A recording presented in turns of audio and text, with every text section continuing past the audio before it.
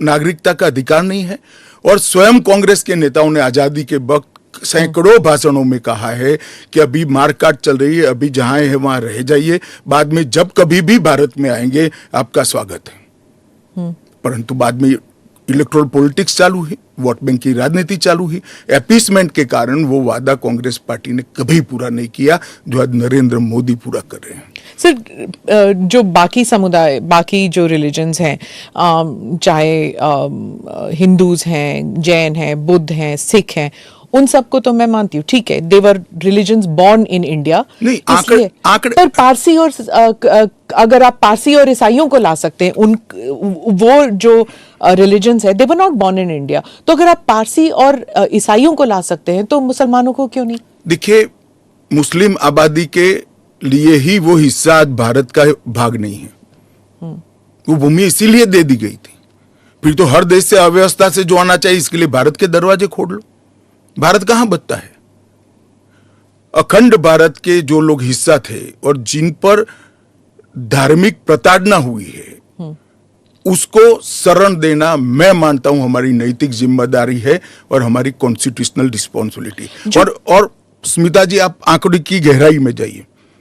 जब विभाजन हुआ तब पाकिस्तान में 23% हिंदू थे, हिंदू और सिख थे। आज 3.7% बच गए। कहां गए सारे? इतने सारे तो यहां आए नहीं। धर्म परिवर्तन हुआ, अपमानित किया गया, दोयम दर्जे के नागरिक के नाते इनको रखा गया।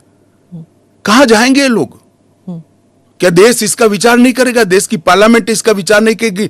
देश की पॉलिटिकल पार्टियों ने इनका विचार नहीं करना चाहिए? इसमें अहमदी मैं है, बांग्लादेश भी है। मैं बांग्लादेश की बात करता हूं जी। 1951 में हिंदुओं का प्रतिशत 22% था। मैं 51 की बात कर रहा हूं, बांग्लादेश की 51 के आंकड़े ऊपर हमारे पास है। 2011 की जनगणना में वो 10% रह गए। कहां गए वो लोग? अफगानिस्तान 1992 के पूर्व, मैं 92 के आंकड़े मेरे पास लगभग 2 लाख सिख और हिंदू थे और आज करीब 500 बच गए। क्या इन लोगों को अपनी बिलीफ से जीने का अधिकार नहीं है? वो जब भारत एक था तब हमारे ही थे, हमारे ही भाई है, हमारी ही बहन है, हमारी ही माता है।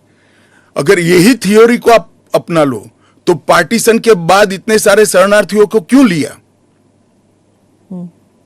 उसका भी तर्क नहीं है फिर तो वही मैं पूछूंगी कि आपने कहा कि धर्म के आधार पर दूसरा मुल्क बना, वहां पर शिया और अहमदी, बलोच, ये भी तो प्रताड़ित है वहां पर। देखिए, वो प्रताड़ना आंकड़ों के आधार पर इतनी सिद्ध नहीं की जाती और पूरी दुनिया में सारा ब्लॉक मुस्लिम ब्लॉक माना जाता है।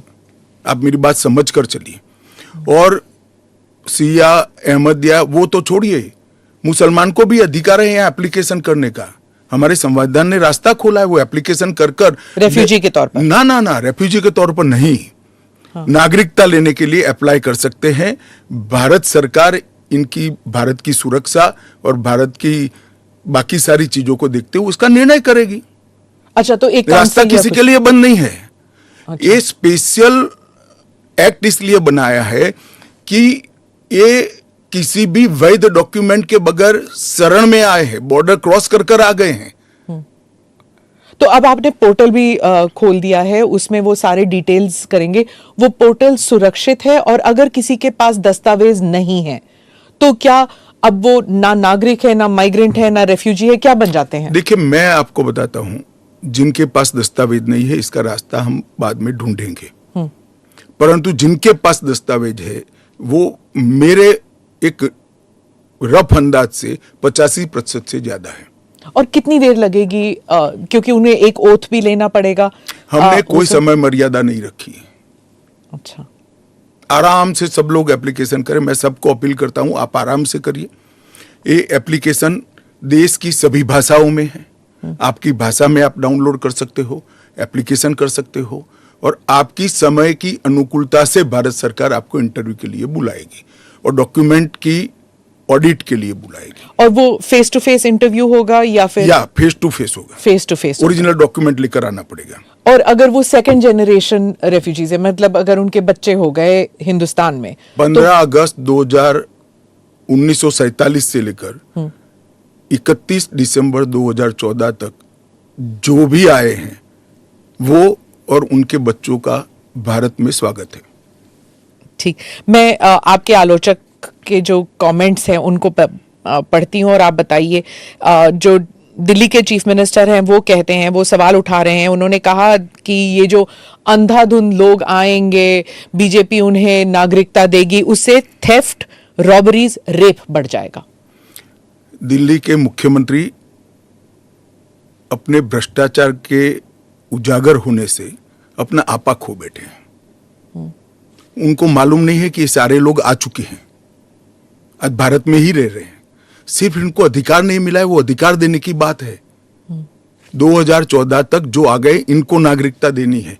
और इतनी ही चिंता है तो वो क्यों बांग्लादेशी घुसपैठियों की बात नहीं करते हैं, रोहिंग्यास का विरोध क्यों नहीं करते हैं? क्योंकि वो वोट बैंक की पॉलिटिक्स कर रहे हैं। दिल्ली के चुनाव उनके लिए लोहे के चने चबाने जैसे हैं, इसलिए वोट बैंक की पॉलिटिक्स कर रहे हैं। नौकरी का कहां सवाल है, वो ऑलरेडी यहां है। और बांग्लादेशी नौकरी का अधिकार नहीं मार रहे हैं क्या? रोहिंग्यास नहीं मार रहे हैं? इनके लिए तो आप कभी नहीं बोले भाई। सिर्फ जो हिंदू शरणार्थी आए हैं, जो बौद्ध शरणार्थी आए, जो जैन, पारसी और क्रिश्चियन शरणार्थी, इसी का विरोध कर रहे हैं। वो यही कह रहे हैं कि आप अपने नागरिकों को नौकरी नहीं दे पा रहे हैं और इनको आप स्मिता जी वो पार्टीशन के बैकग्राउंड को भूल गई हैं। शायद उनको जो निराश्रित आए थे, जो रेफ्यूजीज आए थे, इनके परिवार के साथ एक चाय पीनी चाहिए।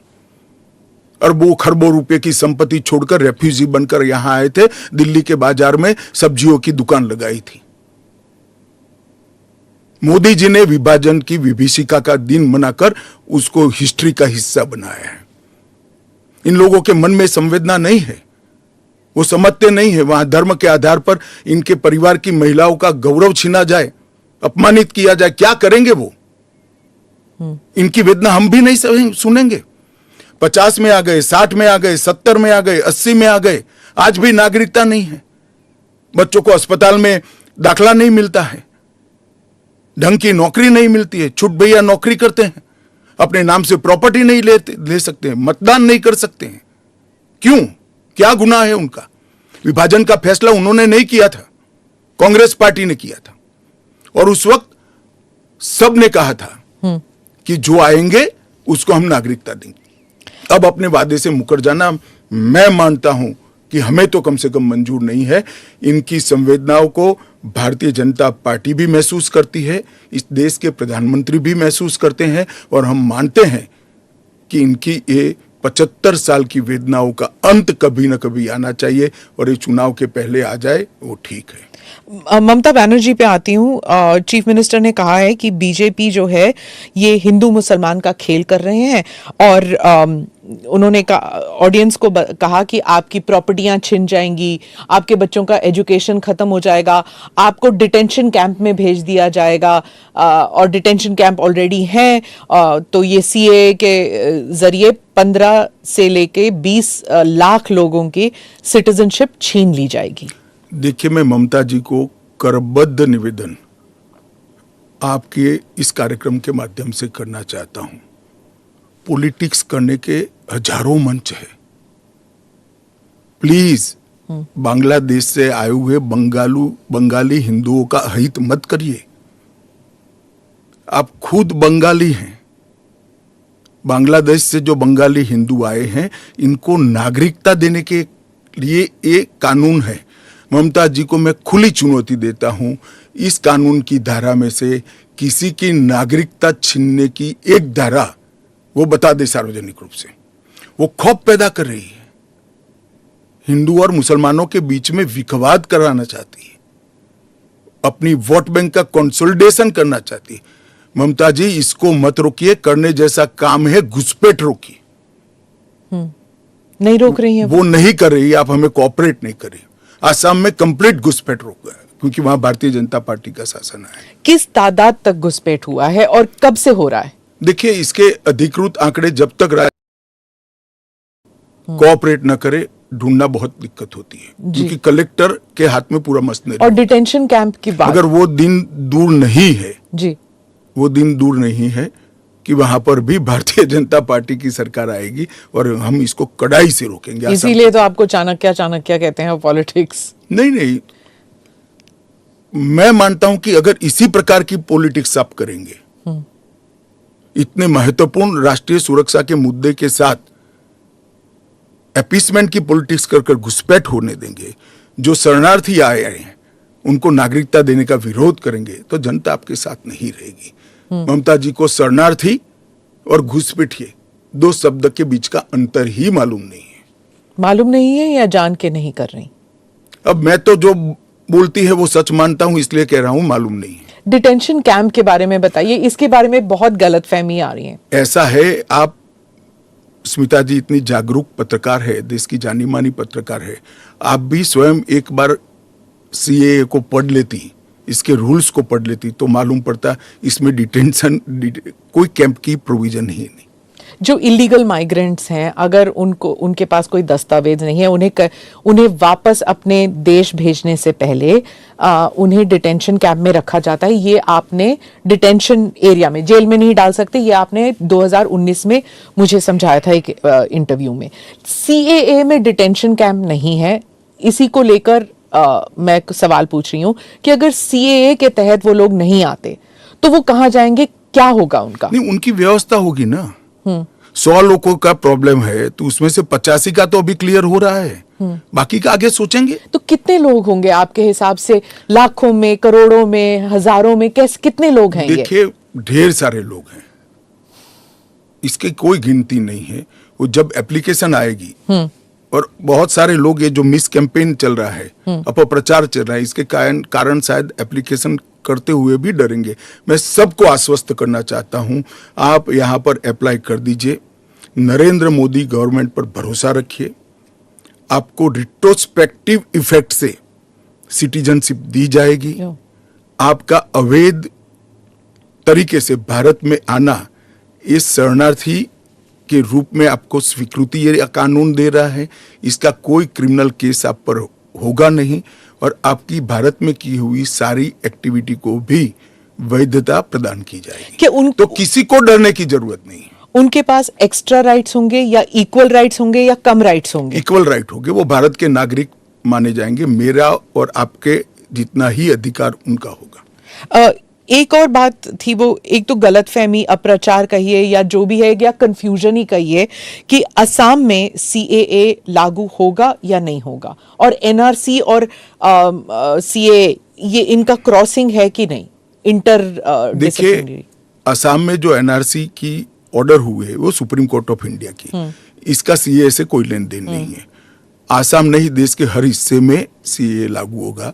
सिर्फ नॉर्थ ईस्ट के राज्य जहां पर 2 प्रकार के विशेषाधिकार उनको दिए गए हैं, वो विशेषाधिकार के तहत जो राज्य आते हैं उनको ही सीएए नहीं होगा।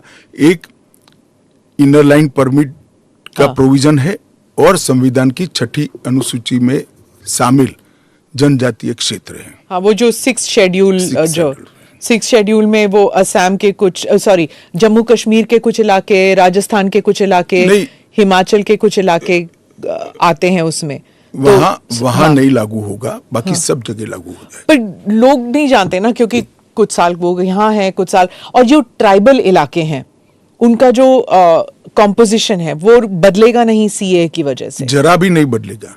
ट्राइबल कॉम्पोजिशन और उनके अधिकार को हम जरा भी डाइल्यूट नहीं कर रहे हैं। हमने एक्ट में ही प्रोविजन कर दिया है कि जहां पर भी इनर लाइन परमिट है और जहां संविधान की 6ठी सूची में जो क्षेत्र शामिल किए गए हैं, इन पर वहां पर सीएए नहीं लागू होगा और वहां के एड्रेस वाला एप्लीकेशन भी ऐप में अपलोड ही नहीं होता है।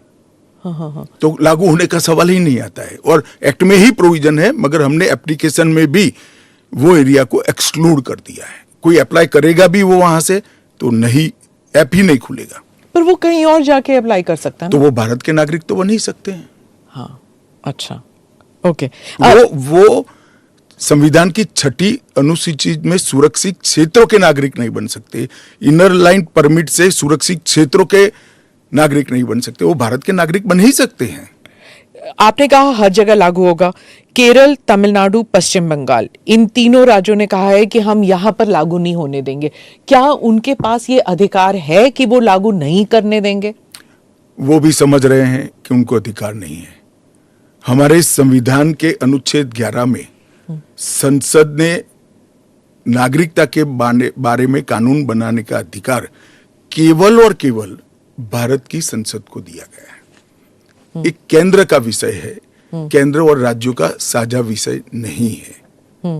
तो नागरिकता के बारे में कानून और कानून का इम्प्लीमेंटेशन, वो दोनों हमारे संविधान की 246/1 अनुच्छेद के माध्यम से इसको शेड्यूल 7 में डाला गया है, जो केंद्र की इसकी तमाम शक्तियां केंद्र को दी गई है।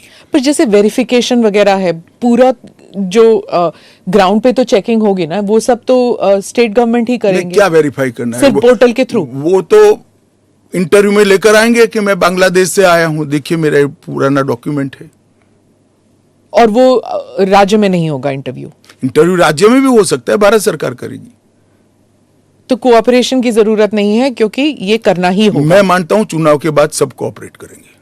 ये पॉलिटिक्स के लिए गलत प्रचार कर रहे हैं, अपीसमेंट की पॉलिटिक्स। और क्या यहाँ मतलब बांग्लादेश, अफगानिस्तान, पाकिस्तान के जो शरणार्थी हैं, क्या वो तमिलनाडु में गए हैं? वहां पर मतलब स्टालिन इसको इतना बड़ा भाई, मैं कोई पॉसिबिलिटी छोड़ना नहीं चाहता। हाँ। एक भी है तो उसको नागरिकता देंगे।